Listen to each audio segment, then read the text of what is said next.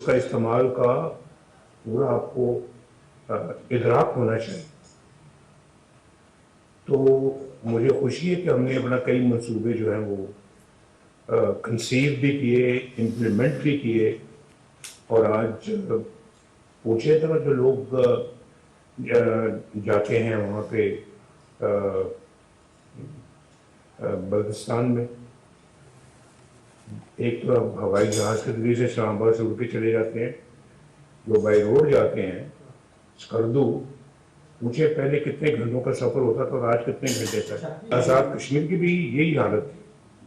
اس کو بھی پھر ہم نے اپنا فنڈ دیے اور ماشاءاللہ کافی رقم آزاد کشمیر کو بھی ملی، لیکن ایک سیٹ فارمولہ کے تحت ہونا چاہیے کہ یہ نہیں کہ وہ پرائم منسٹر آئے تو آ کے دے دے، کوئی اپنا نہ کوئی بھیک مانگ رہا ہے نہ کوئی کسی کو بھیک دینی ہے.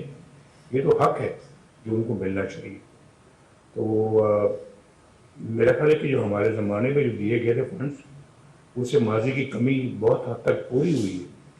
لیکن جس طرح سے میں چاہتا تھا کہ یہ فنڈس اسپینڈ کیے جائیں اور یہ فنڈ جو ہے نا یوٹیلائز کیے جائیں، اس طرح سے 100% یوٹیلائزیشن نہیں ہوئی. امیر مقام صاحب بھی یہاں پہ بیٹھے ہوئے ہیں اور یہ بیٹھے ہوئے ہیں اپنا حسن اقبال صاحب بھی. تو یہ مہربانی کر کے پرائم منسٹر تک یہ پارٹی کا پیغام پہنچائیں. میں شہباز صاحب سے خود بھی بات کروں گا کہ گلگت بلتستان کو اور آزاد جموں کشمیر کو NFC ایوارڈ کے تحت فنڈز ملنے چاہیے، اور یہ کسی کے ومس پہ نہ چھوڑا جائے کہ یہ کوئی آ کے تو جو ہے فنڈس کو اس میں کمی کر دے یا زیادہ کر دے. ہم نے تو آزاد کشمیر کے حقوق سے بھی زیادہ اللہ کے فضل و کرم سے ہم نے ان کو فنڈنگ کی ہے. گلگت بلتستان کی بھی فنڈنگ کی ہے ہم نے، لیکن ایک باقاعدہ سیٹ رقم جو ہے وہ ہر سال ان کے حق کے مطابق ان کو ادا کی جانی چاہیے. یہ کسی ایک انڈیویجول پہ نہ چھوڑا جائے کہ یہ اچھا جی اتنی ایلوکیشن جی ڈی کے لیے کر دیں اور اتنی آزاد کشمیر کے لیے کر دیں. تو یہ بہت ضروری ہے، اور میں بھی بات کروں گا پرائم منسٹر سے. اور یہ دو وزراء بیٹھے ہوئے ہیں فیڈرل گورنمنٹ کے بیچ میں، رانا ثناءاللہ صاحب بھی وزیر ہے، تو یہ وہاں میری بات پہنچائیں وہاں پہ. تو یہ ہونا چاہیے. میں سمجھتا ہوں کہ جو آزاد کشمیر اور گلگت بلتستان کو اپلیکیشنز انوائٹ کرنی چاہیے. اس کا پروسیس ابھی شروع کر دیں آپ. اور انہوں نے 31 دسمبر رکھی ہوئی ہے ڈیٹ آزاد کشمیر میں اپلیکیشنز انوائٹ کرنے کی. تو گلگت بلتستان کو کتنا وقت چاہیے وہ بھی میرا خیال ہے کہ 31 دسمبر ہی رکھ لیں اپنی تاریخ. ہو سکا میں اپنے کچھ ساتھیوں سے مشورہ بھی کر لوں گا کہ جب آپ کو اپلیکیشنز موصول ہو جائیں تو پھر میں وہاں آ جاؤں. ایک دن مظفر آباد میں یا 2 دن مظفر آباد میں، 1 یا 2 دن میں گلگت میں آ جاؤں گا یا اسکردو میں آ جاؤں گا. تو وہاں سب کینڈیڈیٹس کو میں مل بھی لوں گا، ان کی گفتگو بھی سن لیں گے. ہم گفتگو سننے کے بعد پھر ہم اپنا جو ہے نا وہ کسی نتیجے پہ بآسانی پہنچ سکتے ہیں، اور پتہ ہوگا کہ بھی کون جو ہے نا وہ کتنی حیثیت کا مالک ہے. سیاسی حیثیت کی بات کرو تو پھر اس کے بیسس میں ہم اپنا بہتر فیصلہ بھی کر سکتے ہیں. ساری چیز ہماری نظر میں بھی ہوگی. تو یہ ایک یہ صورت ہے. لیکن اس کے بارے میں ذرا مشورہ کرنے کے بعد پھر آپ کو اپنا پروگرام سے مطلع کروں گا. دوسرا میری گزارش یہ ہے کہ یہ آزاد کشمیر میں بھی اور گلگت بلتستان میں بھی بظاہر ماشاءاللہ فضا اچھی لگتی ہے. تو آپ اپنے مستقبل کی بھی تیاری کریں. اور میں مین وائل شہباز صاحب سے بھی بات کروں گا. یہ بھی سن رہے ہیں امیر مقام صاحب، حسن اقبال بھی سن رہے ہیں، رانا ثناءاللہ بھی سن رہے ہیں.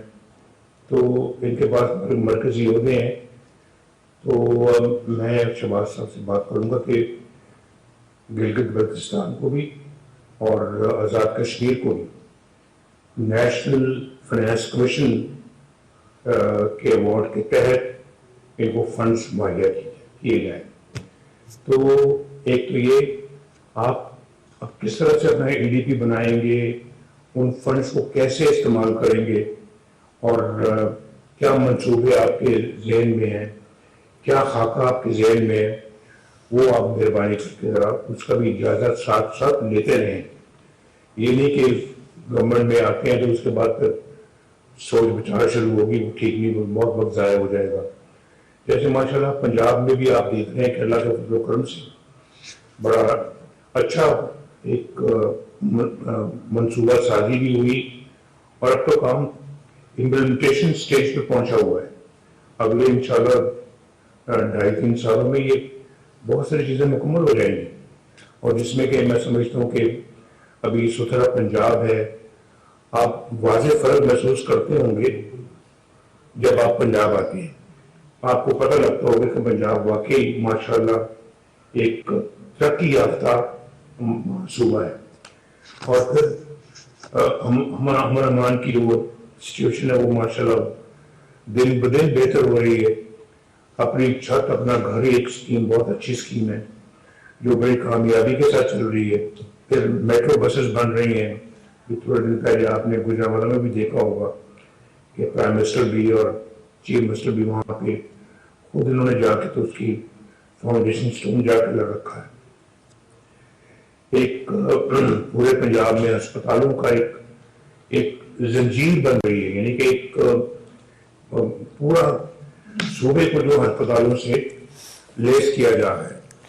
تو کارڈیولوجی ہسپتال بن رہے ہیں, کینسر ہسپتال بن رہے ہیں, چلڈرن ہارٹ سرجری جو ہے نا وہ اس کا اجرا کیا گیا ہے. اور یہ باقی صوبوں سے بھی بہت سارے لوگ یہاں پہ علاج معالجے کے لیے آ رہے ہیں. سب سے زیادہ KP کے سے لوگ یہاں پہ آ رہے ہیں, تو آزاد کشمیر سے آ رہے ہیں اور گلگت بلتستان سے آ رہے ہیں.